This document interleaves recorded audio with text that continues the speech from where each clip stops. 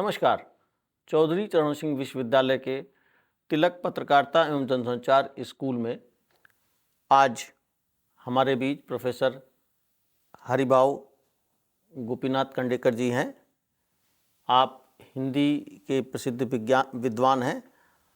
हिंदी के विद्वान होने के साथ ही आपकी पत्रकारिता और फिल्मी पत्रकारिता पर भी पकड़ है और हम आपके अनुभव का लाभ लेंगे। और आपका एक परिचय ये भी है कि आप हमारे विश्वविद्यालय की माननीय कार्य परिषद के सम्मानित सदस्य हैं।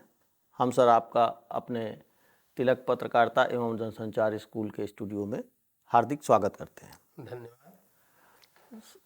सर, हम आपका जो अनुभव है आपके पास इतना, तो हम ये जानना चाहते हैं कि जिस तरीके से आज शिक्षा के क्षेत्र में परिवर्तन हुए हैं, सूचना और संचार क्रांति ने जिस तरीके से शिक्षा में व्यापक रूप से बदलाव किए हैं, उसके मद्देनज़र रखते हुए आपका क्या कहना है कि तकनीकी का शिक्षा में क्या महत्व है?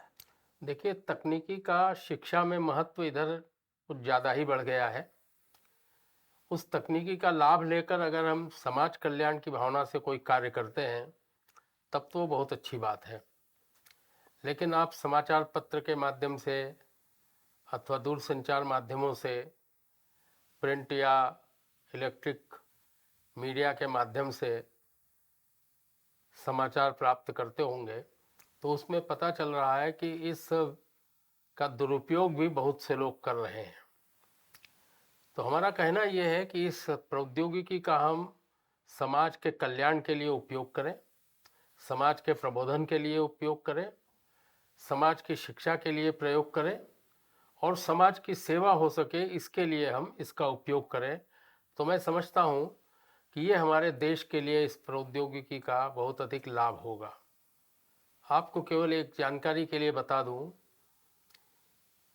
कि अणुशक्ति का उपयोग हो रहा है, एटॉमिक एनर्जी, उसके बहुत से लाभ हैं।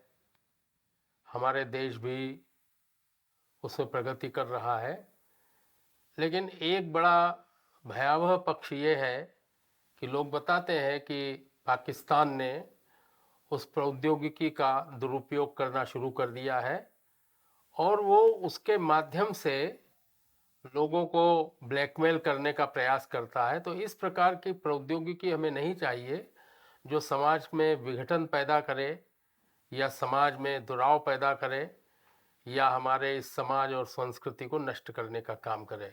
तो इसलिए इस प्रौद्योगिकी का हम उपयोग करें और छात्रों को भी हम इस प्रकार की जानकारी दें कि इस प्रौद्योगिकी का उपयोग वो समाज के निर्माण में, समाज के अच्छे कार्य के लिए करें। सर, बहुत जिस तरीके से आपने सुझाव दिया कि ये वाकई मतलब निश्चित रूप से ही कहा जा सकता है कि जो एनर्जी है, ऊर्जा है या जो तकनीकी है, ये सृजन का काम भी कर सकती है और विध्वंस का काम भी कर सकती है। तो हमें जो है इसका रचनात्मक रूप से प्रयोग करना चाहिए।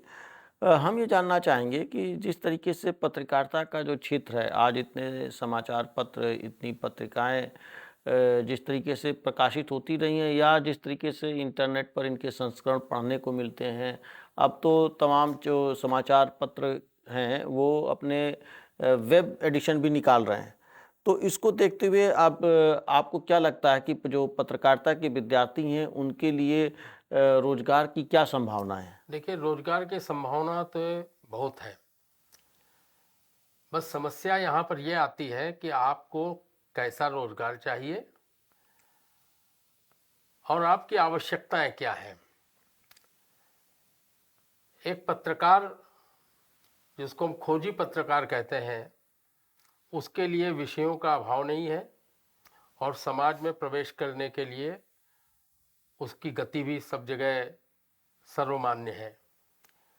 लेकिन जब पत्रकारिता का क्षेत्र केवल धन कमाने का साधन मात्र बन जाए तो उसके अंदर फिर विकृतियां भी निर्माण होने लगती है।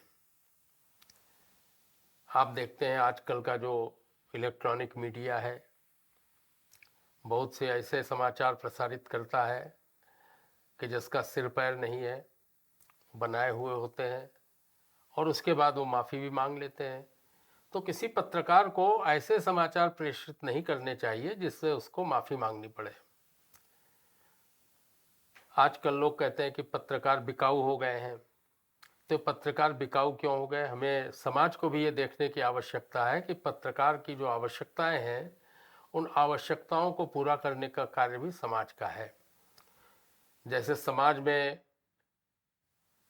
आर्थिक क्षेत्र में बहुत बड़ी खाई है कि एक तरफ अमीर अमीर होते जा रहे हैं, दूसरे तरफ गरीब गरीब होते जा रहे हैं, उसी प्रकार पत्रकारों की भी कई श्रेणियां बन गई हैं।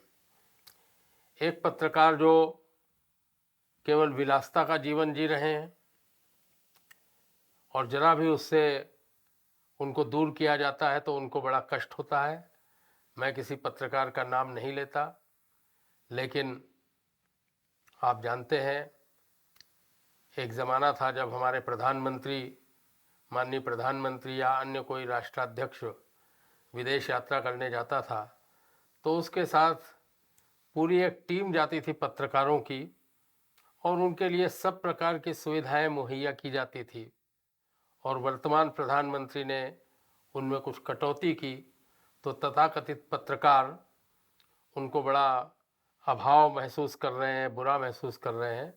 तो इस प्रकार से जो पत्रकार का दायित्व है, अगर वो अपने दायित्व का निर्वाह ईमानदारी से करता है तो मैं समझता हूँ समाज उसके भरण पोषण में और उसके आदर में किसी प्रकार की कमी नहीं होने देता है।